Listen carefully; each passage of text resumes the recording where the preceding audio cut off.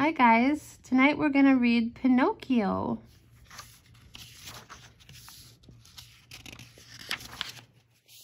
Hello, my name is Jiminy Cricket. Where is he? Oh, up there. I never used to believe in the wishing star. Let me tell you why I changed my mind. It all started one night in a woodcarver's shop. The shop was owned by a kind man named Geppetto.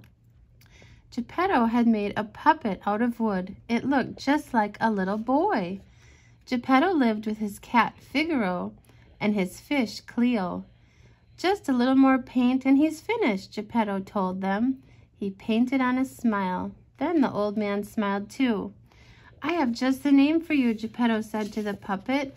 Pinocchio. Soon Geppetto was climbing into his warm bed. Suddenly, he pointed to the brightest star in the sky. Look, Figaro, it's the wishing star. Geppetto made a wish. I wished that my little Pinocchio might become a real boy, he told the cat.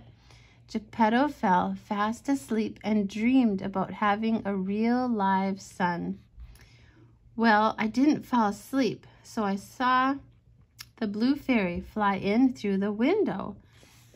She waved her wand, and Pinocchio came to life. Am I a real boy? He asked. The blue fairy shook her head. If you are good, one day you will be a real boy. How will he know how to be good? I asked. You will help him, the blue fairy replied. That's how I became Pinocchio's conscience. That's Jiminy Cricket talking. Pinocchio was very happy. He could walk and talk just like a real boy. In fact, he made so much noise that he woke up Geppetto. The old man could hardly believe his eyes. My wish has come true, Geppetto exclaimed. He danced around the room with Pinocchio. Look, Figaro, I have a son, Geppetto cried. Geppetto loved Pinocchio as he would have loved a real boy. The next morning, Geppetto sent Pinocchio off to school. Pinocchio was very excited. He couldn't wait to learn like the real children. Two rascals saw Pinocchio walking to school. One was a sly fox named Honest John. But Honest John was not honest at all. The other was a mean cat called Gideon. Honest John exclaimed, a puppet who moves without strings. We can make a fortune out of him. Gideon agreed. The fox and the cat told Pinocchio to come with them. Honest John said, you will be the star of Stromboli's puppet show. But I have to go to school, Pinocchio replied. Actors don't need school. Come with us. We'll show you the easy road to success, the sly fox promised. So Pinocchio went with Honest John and Gideon. I spent the day looking for Pinocchio. He's talking. I finally found him at Stromboli's puppet show. The show was just starting. Ladies and gentlemen, Stromboli announced. That's Stromboli. Presenting the one and only puppet without strings. Pinocchio came out onto the stage. He sang a funny song. He danced with the other puppets. The crowd clapped and threw gold coins. Pinocchio was a star. I thought Pinocchio didn't need me any longer, but I was wrong. Stromboli wouldn't let Pinocchio go home to Geppetto. Instead, he locked poor Pinocchio in a cage. You're going to make lots of money for me, the greedy Stromboli told him. Oh, he must be so scared. Yeah. I saw Stromboli driving his wagon out of town. I decided to say goodbye to Pinocchio. I found my friend in the cage. He was crying. He was sorry he hadn't gone to school, and he wanted to go home. I tried to set Pinocchio free, but I couldn't open the lock. It seemed hopeless.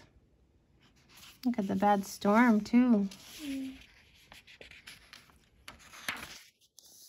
Then Pinocchio saw the wishing star. In a twinkle, the blue fairy appeared. She asked Pinocchio what had happened. Pinocchio told her one lie after another, and with each lie his nose grew longer and longer and longer. "Tell the truth," I begged Pinocchio. Finally he did, and the blue fairy smiled. She waved her wand. Pinocchio's nose became short again, and he was free. "Remember," said the blue fairy, "a boy who won't be good might as well be made out of wood." Meanwhile, Honest John and Gideon were in a tavern. A fat coachman was there too. Honest John bragged about how much money Stromboli had paid them for Pinocchio. "I pay even more for small boys," said the coachman. He showed them a sack full of gold. The coachman told Honest John his scheme. He brought boys to a place called Pleasure Island. He said no boys ever return, at least not as boys. Honest John decided to catch more small boys. Just then, Pinocchio and I were racing home to Geppetto. I ran very fast. I didn't see Honest John stop Pinocchio, until it was too late. Uh-oh. Honest John told Pinocchio all about Pleasure Island. "Boys play there all day and never have to go to school," the crafty fox said. "Well, that sounds like fun," Pinocchio agreed. Soon Pinocchio and a coach full of boys were headed for Pleasure Island. I thought Pinocchio might need my help, so I jumped on the back of the coach. We rode through the starry night. Then we sailed to to Pleasure Island.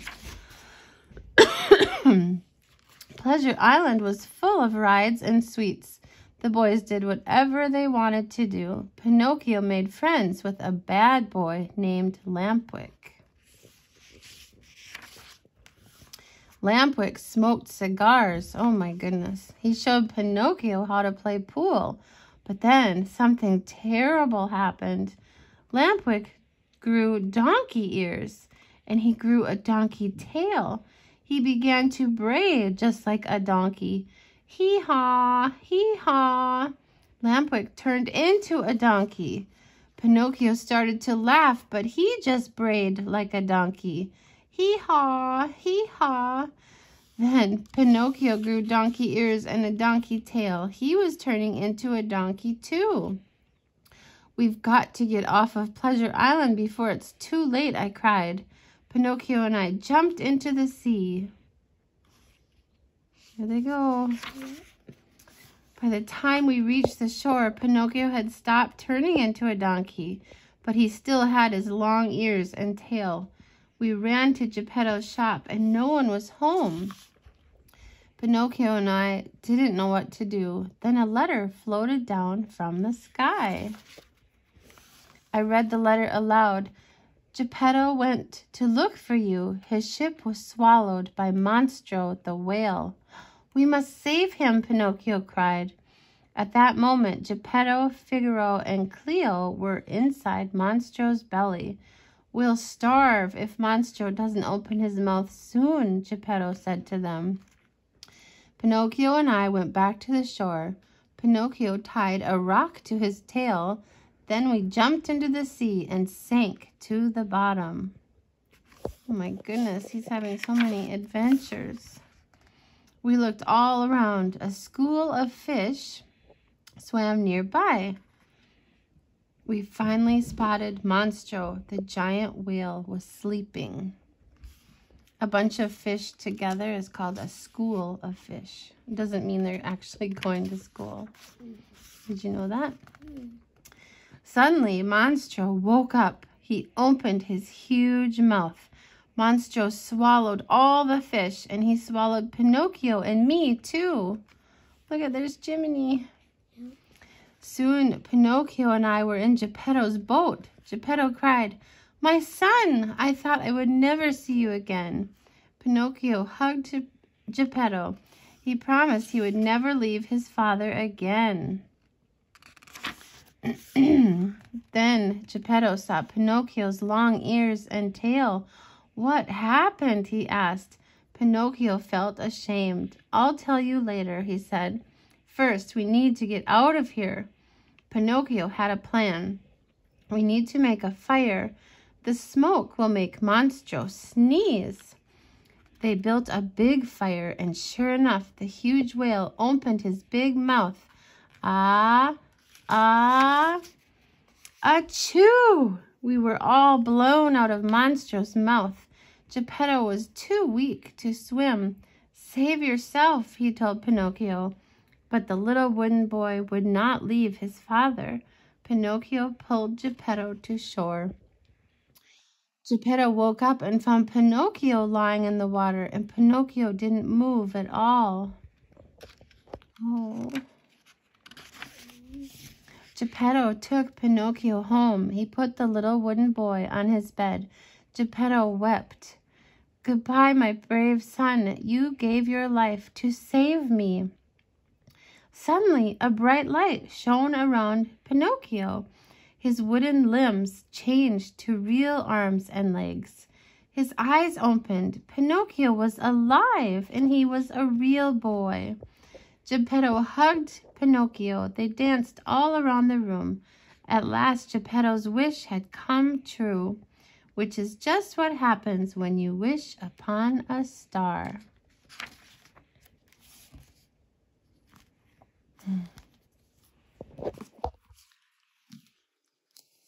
And tonight we're going to read from Exodus 33 through 40, God's holy place.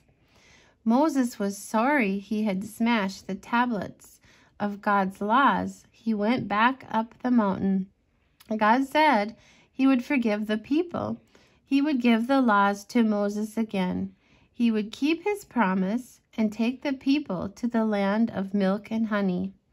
Moses stayed on the mountain for another 40 days and 40 nights.